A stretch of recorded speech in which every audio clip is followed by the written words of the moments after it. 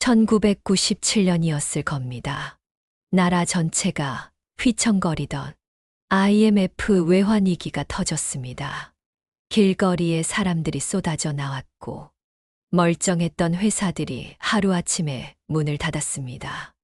영수 씨의 사업도 그 거센 폭풍을 견디지 못했습니다. 저의 파란만장한 인생 이야기 들려드릴게요. 이야기에 앞서 구독과 좋아요를 눌러주시면 영상 제작에 큰 힘이 됩니다. 그곳은 저 아래 지리산 자락의 작은 마을이었습니다. 제가 김말순이라는 이름으로 불리던 아주 어린 시절부터 20살 처녀가 될 때까지의 세상 전부였지요. 사람들은 그곳을 산골이라 불렀습니다. 말 그대로 산으로 둘러싸인 곳이었고 세상 물정 모르는 저 같은 아이들이 살기엔 더할 나위 없이 평화로운 곳이었지요. 하지만 그 평화는 배고픔과 늘 함께 했습니다. 봄이면 산에 올라 연분홍 진달래를 따 먹으며 허기를 달랬고 여름엔 개울가에 앉아 발을 담그며 더위를 식혔습니다. 가을이면 온 산이 불타는 듯 단풍으로 물들었고 겨울엔 눈 쌓인 길을 뽀드득거리며 걸었지요. 자연은 늘 아름다웠지만 저희 집 부엌에는 늘 온기가 부족했습니다. 보릿고개라는 말, 도시 사람들은 그저 교과서에서나 보는 단어일지 모르나 저희에게는 매년 찾아오는 무서운 손님이었습니다. 지난 가을 거둔 양식이 바닥날 때쯤이면 어머니의 얼굴에는 그림자가 드리워졌고 저희 형제들은 풀뿌리나 나무 껍질이라도 벗겨 먹으며 버텨야 했습니다. 하지만 신기하게도 그런 가난 속에서도 인심은 넉넉했습니다. 누가 아프다는 소문이 나면 너도 나도 할 것 없이 죽이라도 쑤어들고 찾아갔고 집안에 큰일이 생기면 온 마을 사람들이 품앗이로 도왔습니다. 저희 집도 예외는 아니었지요. 어머니가 편찮으시면 동네 안악들이 와서 밥을 해주고 아버지 일손이 모자라면 이웃집 아저씨들이 와서 거들어 주셨습니다. 마당에 멍석 깔고 앉아 서로의 시름을 나누고 작은 반찬이라도 나누어 먹던 그 시절. 저는 그것이 세상의 전부인 줄 알았습니다. 제 꿈이 뭐였냐고요? 저는 글 읽는 것을 유난히 좋아했습니다. 학교에서 빌려주는 낡은 소설책 한 권이면 밤새도록 잠을 잊을 수 있었죠. 책 속 세상은 얼마나 넓고 신기하던지요. 책을 읽을 때만큼은 배고픔도 잊을 수 있었습니다. 언젠가는 저도 제가 읽은 책들처럼 사람들의 마음을 사로잡는 이야기를 쓰고 싶다고 아주 어렴풋이 제 가슴 한켠에 품었던 꿈이 있었습니다. 하지만 그 꿈은 산골 소녀에게는 너무나 먼 이야기였습니다. 제가 20살 되던 해 봄이었을 겁니다. 제가 다니던 작은 학교를 졸업하고 이제 무슨 일을 해야 하나 막막하던 그때였습니다.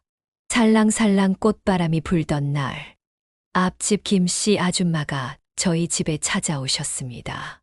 평소와 달리 얼굴에 환한 웃음꽃이 피어 있었죠. 말순아, 내가 아주 복덩이를 물어왔다. 그 복덩이가 바로 영수 씨였습니다. 김씨 아줌마 말씀으로는 옆 동네에 사는 성실한 총각인데 어른들께 효도하고 부지런하기로 소문이 자자하다고 했습니다. 집안 형편도 저희보다는 나쁘지 않다고 했고요. 그때는 다 그랬습니다. 어른들 말씀이 곧 법이었습니다. 부모님의 얼굴에는 기대감이 역력했고 저에게는 선택권이 없었습니다. 영수 씨와 얼굴을 본 것은 딱 한 번이었습니다. 어른들이 정해주신 날, 조심스럽게 마주 앉았지요. 영수 씨는 소문대로 쑥스러움을 많이 타는 사람이었습니다. 제 얼굴은 쳐다보지도 못하고 그저 고개만 푹 숙이고 앉아 있었죠. 저는 제 눈앞에 놓인 그의 투박한 고무신 끝만 하염없이 바라봤던 기억이 납니다. 잘생긴 얼굴은 아니었지만 그 사람의 목덜미와 두꺼운 손을 보니 성실하겠구나 싶었습니다. 어른들은 저희 둘을 번갈아 보시더니 몇 마디 주고받으시고는 순식간에 혼사를 결정하셨습니다. 둘이 인연인가 보네. 날 잡자. 저는 그저 어리둥절했습니다. 평생을 함께 살 사람인데 이렇게 짧은 만남으로 결정해도 되는 걸까? 불안한 마음도 없진 않았습니다. 하지만 영수 씨의 착해 보이는 눈빛과 어른들이 보증하는 성실함에, 그리고 무엇보다 저를 빨리 시집 보내고 싶어 하시는 부모님의 안쓰러운 마음에 저는 그저 고개를 끄덕였습니다. 그렇게 저는 영수 씨와 부부가 되었습니다. 지리산 자락의 작은 마을에서 낯선 사람과 평생을 함께 하기로 약속하며 제 인생의 새로운 막이 오르고 있었습니다. 그때 저는 알지 못했습니다. 이 시작이 앞으로 제 삶에 어떤 폭풍을 몰고 올지, 어떤 감당하기 힘든 고비들이 저를 기다리고 있을지, 마치 드라마의 한 장면처럼 제 삶의 거대한 서막이 오르고 있었던 것입니다. 지리산 자락의 작은 마을을 떠나 영수 씨와 저는 서울행 기차에 몸을 실었습니다. 어른들은 저희 손에 꼬깃꼬깃 접어준 차비와 몇 푼의 여비를 쥐어주며 서울 가면 잘 살 수 있을 거다 덕담을 건네셨지요. 저희도 그랬습니다. 서울 가면 돈이 굴러다닌다는 말, 그 말을 철석같이 믿었습니다. 지긋지긋한 가난에서 벗어나 우리도 번듯하게 살아보자. 그런 부푼 꿈을 안고 영수 씨 손을 꼭 잡고 기차에 올랐습니다. 창밖으로 점점 멀어지는 지리산 풍경을 보며 다시는 돌아오지 않으리라 다짐했던 기억이 납니다. 서울역에 내렸을 때 저는 그만 입을 다물지 못했습니다. 세상에 이렇게 많은 사람이 있을 수가 있나. 다들 어찌나 바쁘게 움직이는지. 휙휙 지나가는 사람들 사이에 저 혼자만 우두커니 서 있는 것 같았습니다. 삐까번쩍한 건물들, 정신없이 오가는 차들. 제 눈에는 그 모든 것이 너무나 낯설고 두려웠습니다. 촌티가 풀풀 나는 제 모습이 부끄럽기도 했고요. 그때 영수 씨가 제 손을 다시 한번 꽉 잡아줬습니다. 말순아, 걱정 마. 내가 있잖아. 그 투박한 손의 온기가 낯선 도시의 냉기 속에서 저를 지탱해 주었습니다. 저희가 서울에서 처음 자리 잡은 곳은 변두리의 작은 방 한 칸이었습니다. 아, 방이라고 하기도 민망했죠. 손바닥만 한 공간에 세간살이를 겨우 들여놓고 나면 발 디딜 틈도 없었으니까요. 부엌은 또 어떻고요. 몸을 돌리기도 힘들 만큼 좁아서 쪼그려 앉아 밥을 짓는데 허리가 얼마나 아팠는지 모릅니다. 겨울에는 외풍이 심해서 찬 바람이 숭숭 들어왔습니다. 이불을 몇 겹씩 덮고 자도 새벽녘이면 추워서 몸을 덜덜 떨었지요. 시골집 마루가 훨씬 따뜻했던 것 같습니다. 영수 씨는 서울 오자마자 일자리를 알아봐서 구로공단 근처 공장에 취직했습니다. 새벽 일찍 나가서 밤늦게 들어오는 고된 일이었습니다. 공장 기계 소리가 귀청을 찢을 듯했고 하루 종일 서서 일하다 보면 다리가 퉁퉁 부었지만 영수 씨는 불평 한마디 하지 않았습니다. 그저 저녁이면 검게 그을린 얼굴로 돌아와 밥상머리에서 피곤한 웃음을 지을 뿐이었죠. 저는 집에만 있을 수 없었습니다. 영수 씨 혼자 버는 돈으로는 방세 내고 음식 장만을 위해 장을 보고 나면 남는 게 없었으니까요. 저도 일을 해야겠다고 마음먹었습니다. 옆집 아줌마 소개로 동대문 시장옷 공장에 나가게 되었습니다. 미싱 보조 일이었는데 처음 잡아보는 미싱은 얼마나 무겁고 낯설던지요. 바늘에 손가락을 찔려 피가 나기도 수없이 했고, 졸음을 참아가며 밤늦게까지 일해야 했습니다. 온몸이 욱신거리고, 어깨는 늘 돌덩이를 얹어놓은 듯 무거웠습니다. 그래도 괜찮았습니다. 아니, 괜찮다고 스스로를 다독였습니다.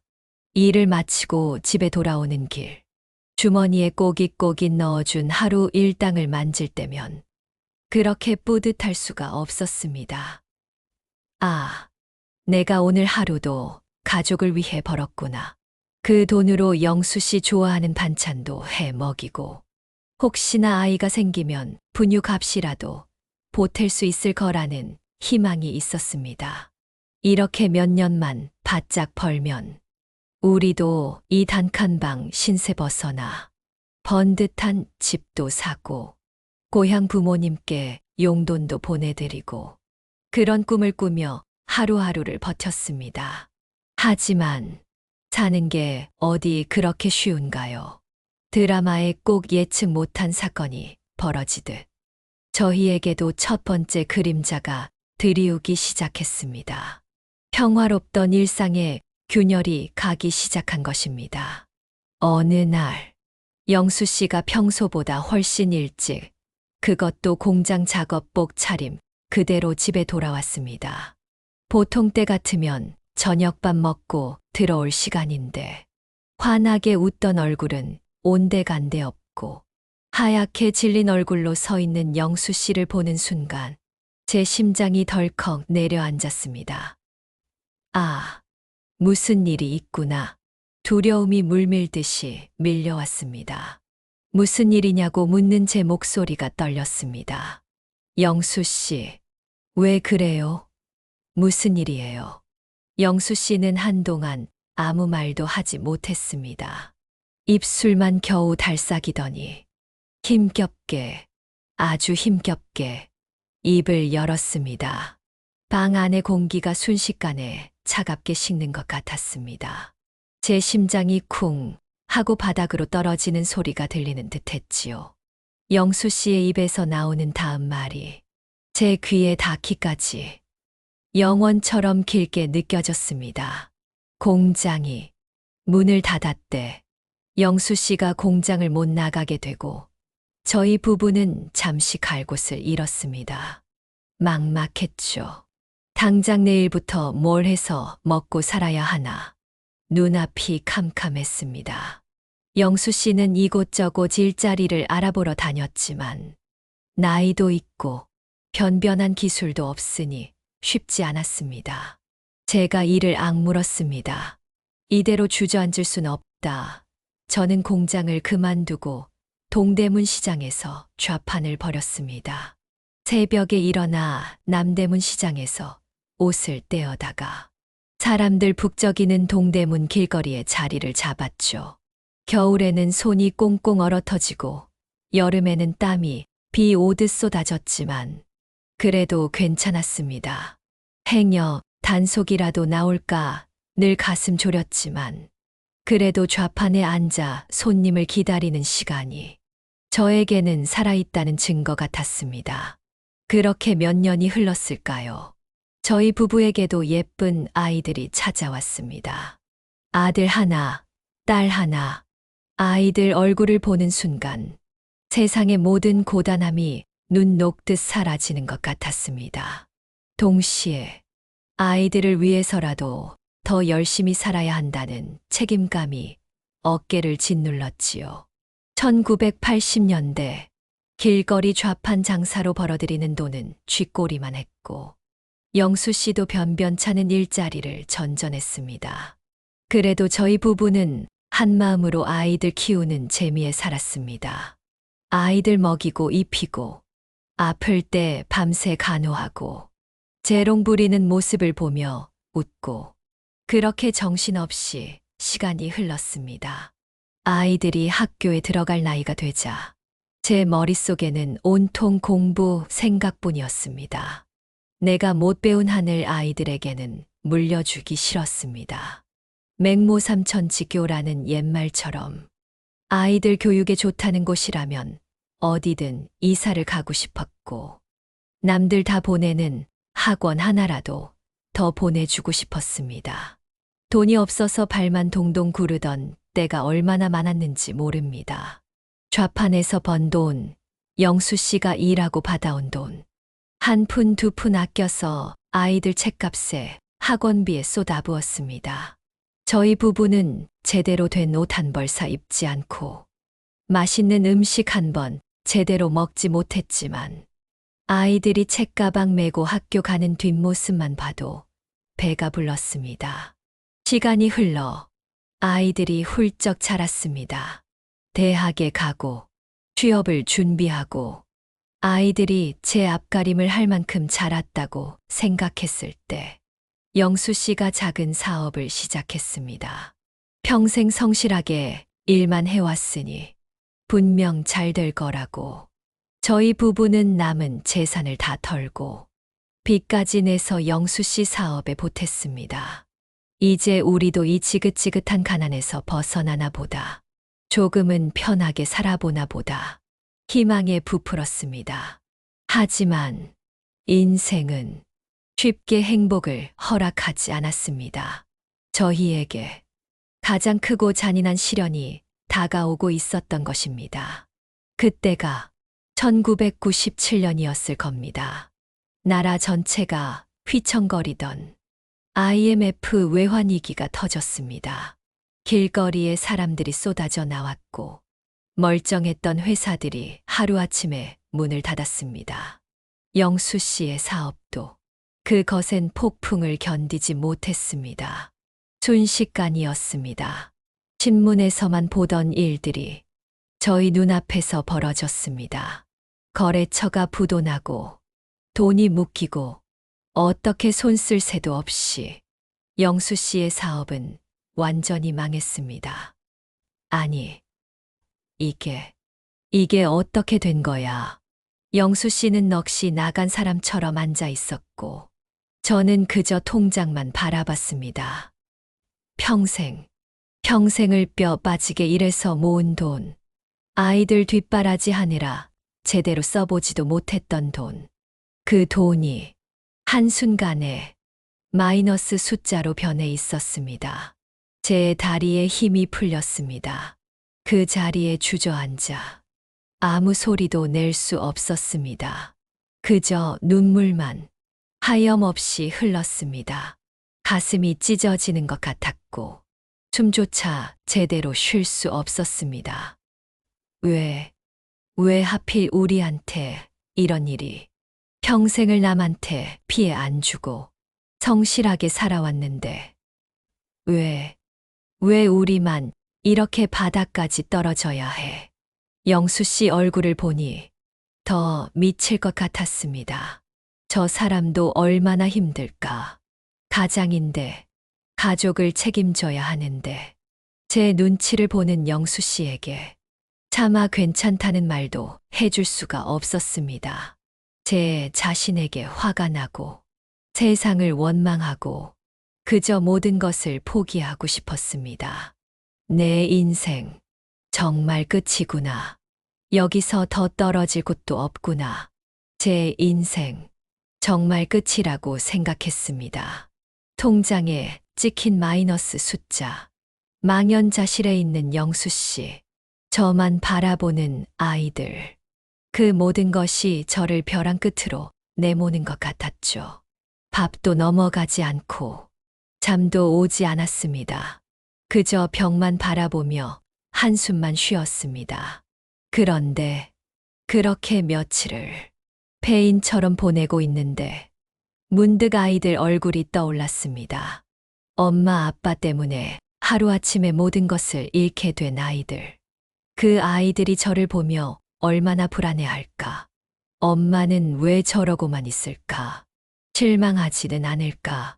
그 순간 정신이 번쩍 들었습니다. 그래, 내가 이럴 때가 아니지. 내가 여기서 무너지면 우리 애들은 누가 지켜? 영수 씨는 또 어떻게 할 거고?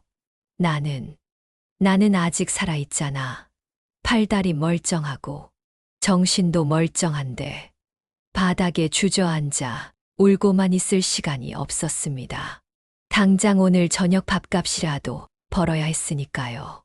다시 길거리 좌판으로 나갈 엄두가 나지 않았습니다. 망했다는 소문이 파다한데 어떻게 사람들 얼굴을 보나 수치심이 저를 옥죄어 왔습니다. 하지만 그래도 나가야 했습니다. 동네 식당에 가서 설거지 일이라도 시켜달라고 사정했습니다. 험한 일이라고, 힘들 거라고 주인 아주머니는 망설이셨지만 제가 무릎까지 꿇고 매달리자 결국 저를 써주셨습니다. 새벽부터 밤늦게까지 고무장갑을 끼고 설거지를 하고 바닥을 닦고 음식물 쓰레기를 치웠습니다. 손목은 늘 시큰거렸고 허리는 끊어질 듯 아팠지만 그래도 땀 흘려번 돈으로 쌀을 사고 반찬거리를 살 수 있다는 사실이 저에게는 큰 위안이었습니다. 설거지 일만으로는 부족했습니다. 빚은 눈덩이처럼 불어났고 대출금 이자며 생활비며 돈 들어갈 곳은 산더미였습니다. 잠자는 시간을 쪼개서 파출부 일도 나갔습니다. 남의 집 청소, 빨래, 어떤 일이든 가리지 않았습니다. 몸은 천근만근 무거웠지만 이것만 하면 우리 애들 밥 굶기지는 않겠다. 그 생각 하나로 버텼습니다. 힘들 때마다, 포기하고 싶을 때마다 스스로를 다독였습니다. 김말순, 너 여기서 쓰러지면 안 돼. 내 뒤에 가족들이 있잖아. 조금만 더 힘내자. 조금만 더 버티자. 그렇게 주문을 외우듯 제 마음을 다잡았습니다. 그리고 제 곁에는 고마운 사람들이 있었습니다. 저희 부부가 망했다는 소식을 듣고 발벗고 나서서 도와준 이웃들이 있었죠. 제가 설거지 일 나간 사이에 몰래 저희 집 앞에 쌀 포대를 놓고 간 동네 아주머니, 힘들 때일수록 잘 먹어야 한다며 반찬을 수북하게 싸다 준 옆집 할머니, 언제든 도움이 필요하면 말하라며 따뜻한 위로를 건네준 친구들. 그분들의 그 따뜻한 말 한마디, 작은 도움들이 저에게는 그 어떤 보약보다 큰 힘이 되었습니다. 아, 세상은 아직 살만하구나. 나 혼자가 아니구나. 그 시절의 정이라는 것은 정말 대단했습니다. 저도 힘들었지만 남들 역시 힘들었던 때였습니다. 그런데도 자기 것을 나누고 서로를 일으켜 세워주려 했습니다. 그분들이 없었다면 저는 아마 그 힘든 시간을 견뎌내지 못했을 겁니다. 영수 씨도 저를 보며 다시 힘을 냈습니다. 저보다 더 힘든 시간을 보냈을 남편이었지만 제가 억척스럽게 일하는 모습을 보며 영수 씨도 다시 일자리를 찾아 나섰고 예전 같지는 않아도 성실하게 일하며 가족을 위해 땀 흘렸습니다. 저희 부부는 서로에게 가장 큰 버팀목이 되어 주었습니다. 그렇게 하루하루 한 걸음씩 절망의 바닥에서 벗어나기 위해 발버둥 쳤습니다.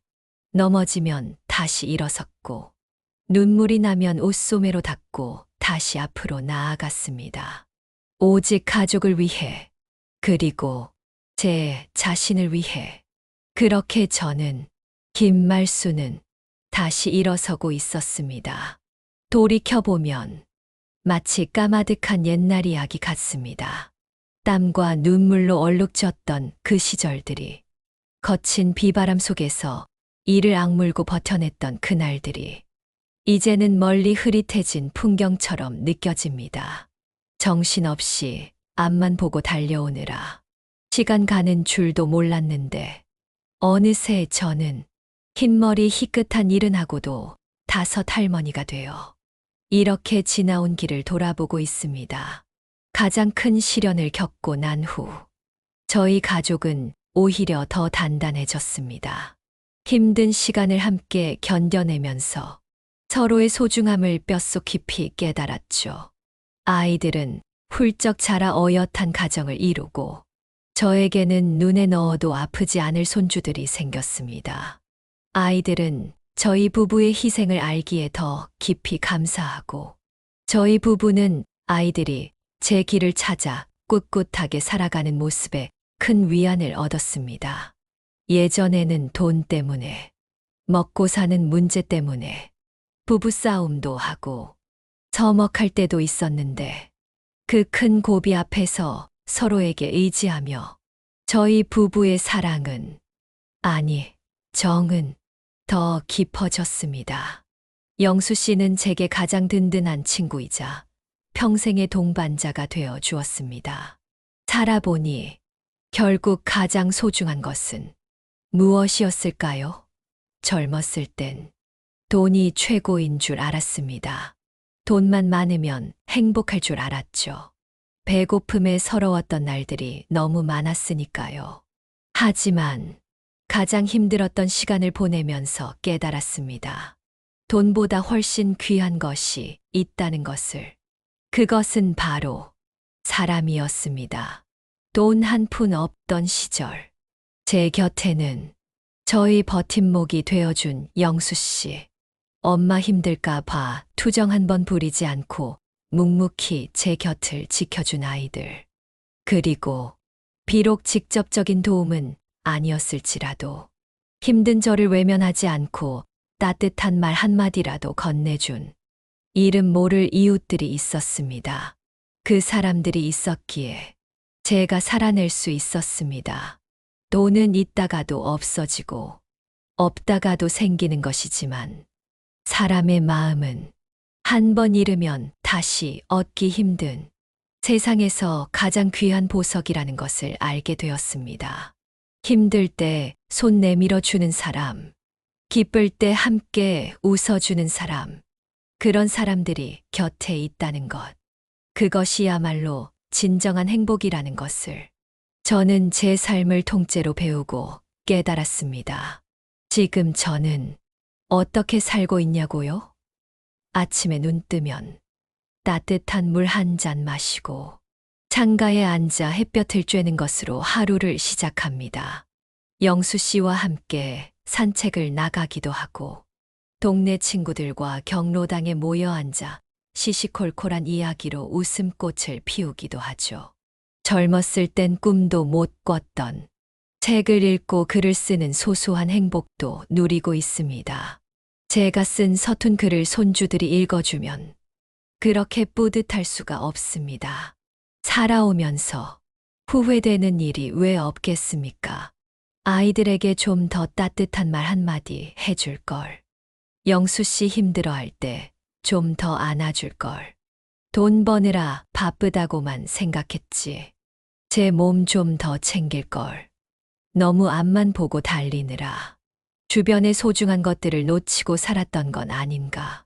그런 생각도 듭니다. 하지만 후회보다는 감사하는 마음이 훨씬 큽니다.